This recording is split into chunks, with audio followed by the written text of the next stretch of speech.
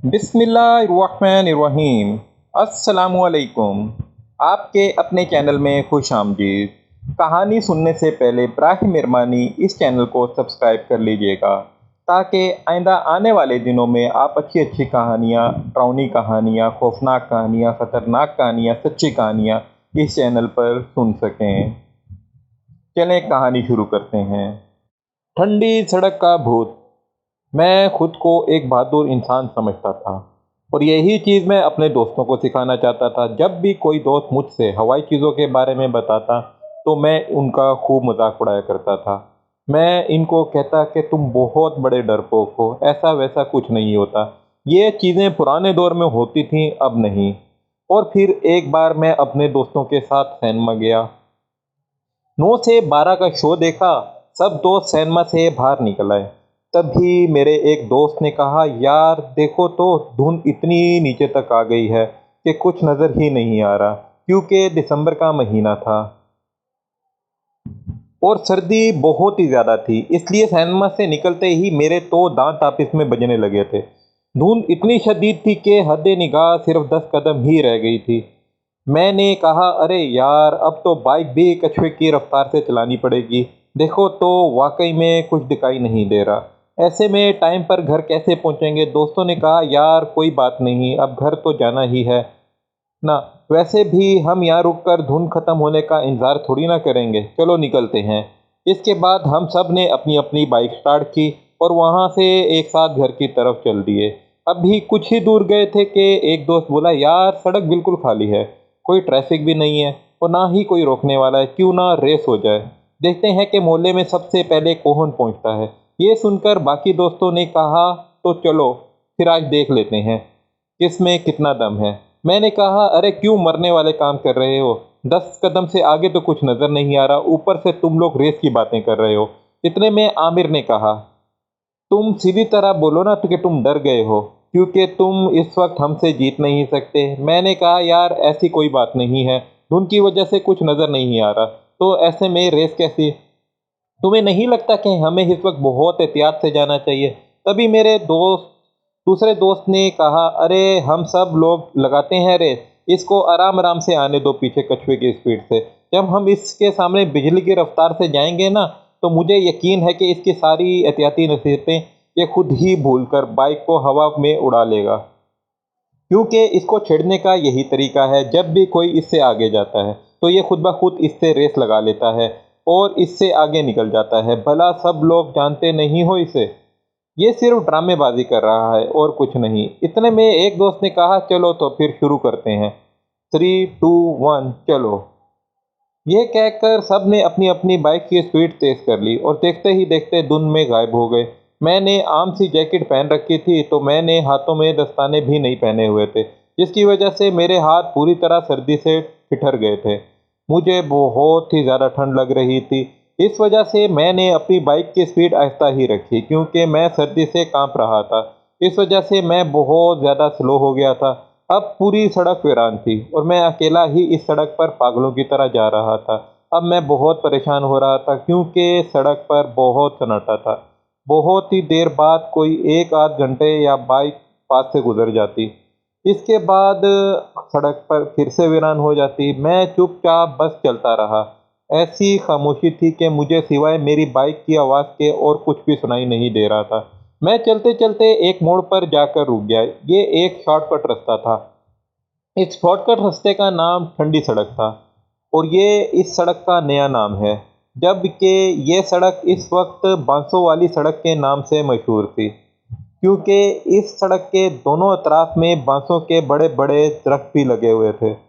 दोनों अतराफ के दरख्त इस तरह इस सड़क पर झुके हुए थे कि जैसे इस सड़क को बांसों वाली छत डाल दी गई हो, और सूरज की रोशनी भी बहुत ही कम इस सड़क पर पड़ती थी। बस यूँ समझ लो कि ये सड़क एक बहुत ही बड़ी सुरंग थी, जो कि दरख्तों से पूरी तरह से ढकी हुई थी। मैंने सोचा, अगर मैं बांसों वाली सड़क से जाऊं तो जल्द ही अपने दोस्तों से आगे पहुंच जाऊंगा, क्योंकि मेरे दोस्तों ने जाना तो धर्मपुरा ही है। वो सीधा माल रोड की तरफ से धर्मपुरा जाएंगे और मैं इनसे के पास पहुंच जाऊंगा। लेकिन इसके साथ साथ मैं थोड़ा घबरा भी रहा था, क्योंकि ये सड़क पहले ही अजीबो-गरीब वाक़यात से बहुत बदनाम थी। बहुत से लोगों से मैंने इस सड़क के बारे में सुना था कि इस रास्ते पे बहुत सी हवाई चीज़ों का बसेरा है। इनका ये भी कहना था कि जो भी रात 7 बजे के बाद इस सड़क से गुज़रता है, इसके साथ ज़रूर कुछ अनहोनी हो जाती है। काफ़ी लोग तो इस सड़क से दिन के वक़्त भी नहीं गुज़रते थे, क्योंकि इस सड़क को लेकर बहुत डरे हुए थे। इस सड़क के दोनों अतराफ में कोई आबादी नहीं थी, बस कुछ जंगलनुमा झाड़ियाँ और बांस के दरख्त ही थे। बस कुछ दूर जाकर एक साइड पर पुराना सा कॉलेज था, पर इस कॉलेज में जाने का रास्ता भी नहर वाली साइड पर था। यानी इस सड़क पर सिर्फ कॉलेज की पीछे वाली दीवार ही थी और रात 7 बजे के बाद यहाँ से कोई नहीं गुजरता था। जबकि मैं तो तकरीबन रात 12:38 के करीब इस सड़क पर खड़ा था। फिर मैंने सोचा, यार मैं तो ऐसे ही डर रहा हूँ, लोगों का क्या है, लोग तो ऐसे ही सुनी-सुनाई बातों पर यकीन कर लेते हैं, जबकि मेरे नज़दीक ये सिर्फ़ अफ़वाहें ही हैं। ये सोचकर मैं इस सड़क पर चल पड़ा और आहिस्ता-आहिस्ता बाइक चलाता हुआ आगे बढ़ने लगा। इस सड़क पर धुंध और भी तेज़ थी, बस बाइक की लाइट में ही थोड़ा बहुत नज़र आ रहा था। मैं अभी थोड़ा ही दूर गया था कि मुझे ऐसे लगा कि सड़क के बाईं तरफ कोई सफ़ेद कपड़े पहनकर खड़ा है, लेकिन मुझे साफ दिखाई नहीं दे रहा था। मैं बाइक की स्पीड बिल्कुल कम कर ली मैंने और थोड़ा-सा आगे गया और बाइक की लाइट्स को इस सफ़ेद कपड़े पहने वाली चीज़ की तरफ डाली। देखा कि सड़क के बाएँ तरफ एक बहुत ही खूबसूरत और दिलकश सफ़ेद लिबास पहने एक औरत खड़ी है।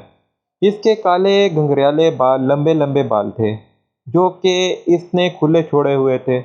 इसका चेहरा बहुत ही पुरकशिश और खूबसूरत था। इसने बहुत सारी ज्वेलरी भी पहन रखी थी। ऐसा लग रहा था कि ये किसी अमीर तरीन घराने से ताल्लुक़ रखती है। फिर मैंने सोचा, यार रात के 1 बजने वाला है और ये औरत इस टाइम यहाँ क्या कर रही है? या ये भी हो सकता है ये कोई 2 नंबर औरत हो, जो रात को धंधा करने निकली है, या फिर कोई डाकुओं के साथ मिली हुई औरत होगी, जो लिफ्ट लेने के बहाने लोगों को लूट लेती होगी। इसके साथी भी यहाँ आस-पास छुपे होंगे।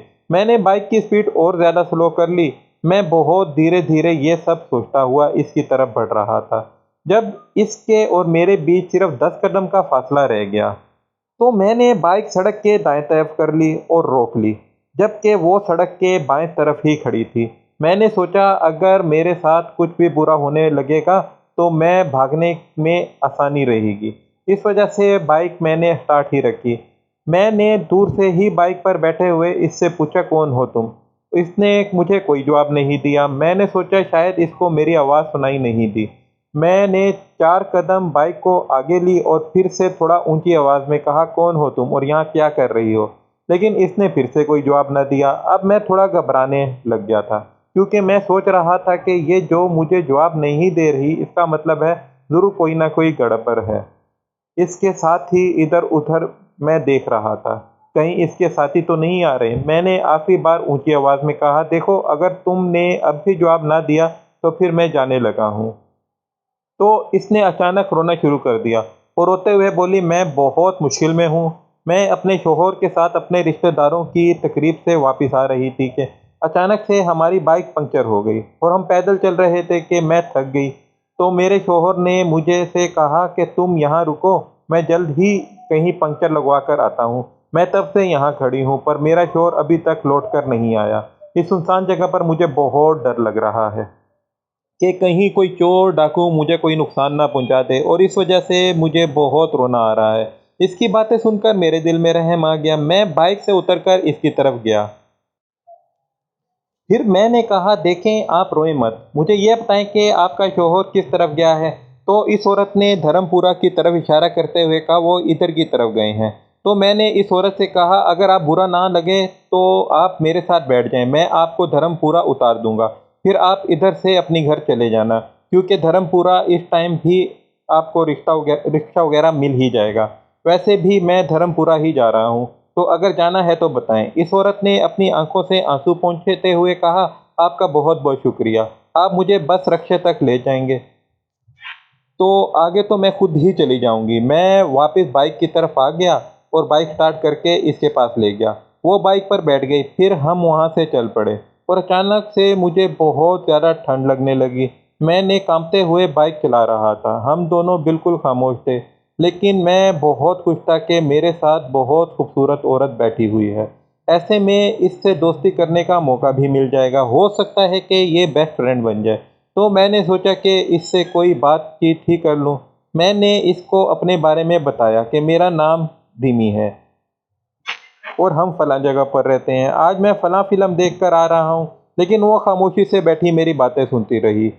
पर इसने मुझे कोई जवाब ना दिया। अब मैं सोच रहा था कि शायद इसने मुझे कोई घास नहीं डाली।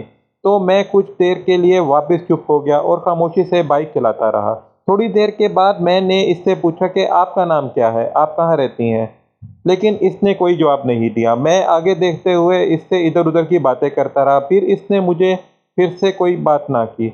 अब मुझे इस पर गुस्सा आ रहा था। मैं सोच रहा था कि ये अपनी खूबसूरती पे बहुत ज़्यादा घमंड कर रही है और मुझे नज़रअंदाज कर रही है। मैंने कहा, देखो, मैं नहीं जानता तुम मेरी बात का जवाब क्यों नहीं दे रही, लेकिन कुछ तो बात करें। मुझे लगता है कि मैं खुद से बातें करे जा रहा हूँ। अब कुछ बोलो भी। तभी किसी ने मुझे खौफनाक आवाज़ में गुस्से से कहा, चुपचाप आगे देखकर चलो वरना पछताओगे। मैं चूक गया। अब मैं थोड़ा-सा डरने लगा, क्योंकि मैं सोच रहा था कि कहीं ये गुस्से में आकर मेरे ऊपर किसी किस्म का इल्ज़ाम ना लगा दे। लेकिन मैंने पीछे नहीं देखा। मैंने बाइक तेज़ कर ली, पर वो सड़क ख़त्म ही नहीं हो रही थी। जब मैंने गौर किया तो बाइक अभी भी बिल्कुल स्लो थी, जबकि मैं इसको चौथे गियर में फुल स्पीड पर चला रहा था। ऐसा लग रहा था कि जैसे बाइक पर किसी ने बहुत ज़्यादा वज़न रख दिया हो। ये सब देखकर मैं अभी पूरी तरह घबराने लगा, क्योंकि मैं अभी आधी सड़क पर भी नहीं जा पाया था, जबकि पूरी सड़क सिर्फ 2 किलोमीटर की थी और मैं पूरी तरह से बाइक को भगाने की कोशिश कर रहा था कि इतने में मेरे पीछे से ज़ोर-ज़ोर से साँस लेने की आवाज़ सुनाई देने लगी, कि जैसे कोई मेरे कान के पास ही कोई तेज़ी से साँस ले रहा हो। मेरे रोंगटे खड़े होने शुरू हो गए। अब मैंने कुछ-कुछ समझ गया था। अब मैं कुछ-कुछ बात समझ गया था कि मेरे साथ कोई औरत नहीं है, बल्कि कुछ और ही चीज़ है। इतने में इस औरत ने मेरे कंधे पर हाथ रखा और अचानक से मेरे पूरे जिस्म में एक डर की लहर दौड़ पड़ी। मैंने डरते हुए जब अपने कंधे पर नज़र डाली तो मुझे एक अजीब सा बड़े नुकीले नाखून वाला काला सा हाथ दिखाई दिया। वो आहिस्ता-आहिस्ता से मेरी गर्दन की तरफ बढ़ने लगा। मेरे पीछे से एक खौफनाक हंसी की आवाज़ आने लगी। वो हंसी ऐसी थी कि इसके आगे मेरी बाइक की आवाज़ भी दब गई और बाइक जैसे किसी जगह में फंस गई थी। इसके टायर तो घूम रहे थे, पर बाइक एक ही जगह खड़ी थी। तब भी किसी ने पीछे से मेरे दूसरे कंधे पर अपना मुँह रख दिया। मैं डर से थर-थर काँपने लगा। अभी मैं बाइक से गिरने ही वाला था कि पता नहीं कैसे मैंने हिम्मत करके ज़ोर-ज़ोर से कलमा पढ़ना शुरू कर दिया और ऐसे करते ही मेरे पीछे से एक खौफनाक चीख की आवाज़ आई और मैंने काँपती हुई गर्दन से पीछे देखा तो मेरे साथ ही एक बहुत भयानक शक्ल वाली औरत बैठी हुई थी और इसकी शक्ल पूरी तरह से काली थी, लेकिन इसकी बड़ी-बड़ी सफ़ेद आँखें थी, जो रात में लाइट की रोशनी की तरह रोशन थी। इसने एक हाथ मेरी गर्दन पर रखा हुआ था, दूसरे हाथ से एक दरख्त को पकड़ा हुआ था, जो काफ़ी दूर था और शायद इसी वजह से मेरी बाइक आगे नहीं जा रही थी। ये देखकर मेरा पूरा जिस्म बिल्कुल बर्फ़ की तरह ठंडा पड़ गया और ज़्यादा ऊँची आवाज़ में मैं कलमा पढ़ने लगा। इसने मेरी गर्दन को छोड़ दिया और मैंने जल्दी से कलमा पढ़ते हुए बाइक को पूरी तरह रेस दी। तो वो औरत बाइक से नीचे गिर गई और अचानक से बाइक की स्पीड बाइक फुल स्पीड से आगे बढ़ने लगी और बिल्कुल हल्की हो गई। मैंने फिर पीछे मुड़कर नहीं देखा और 5-6 मिनट में ही धर्मपुरा के चौक में जा पहुंचा और बिना रोके ही घर चला गया। अब वो चीज़ कहाँ तक मेरे पीछे भागी होगी मुझे कुछ नहीं पता। बस इतना पता है कि इस दिन मुझे फ़ौरन से बहुत तेज़ बुखार हो गया था। इस दिन के बाद मैंने दोबारा किसी का मजाक नहीं बनाया, क्योंकि मैं जान चुका हूँ कि वाकई में हवाई चीज़ें हर दौर में होती हैं और इनको भी कभी भूलना नहीं चाहिए। तो सामईन, कैसी लगी मेरी कहानी? अगर कहानी पसंद आई है तो बराए मेहरबानी इस चैनल को सब्सक्राइब कर लीजिएगा और बेल नोटिफिकेशन पे क्लिक कर दीजिएगा, ताकि आइंदा आने वाले टाइम पर अच्छी-अच्छी कहानियाँ इसी चैनल पर आप सुन सकें। कहानी सुनने का बहुत-बहुत शुक्रिया। अपना ख्याल रखिएगा और दुआओं में याद रखिएगा। अल्लाह हाफ़िज़।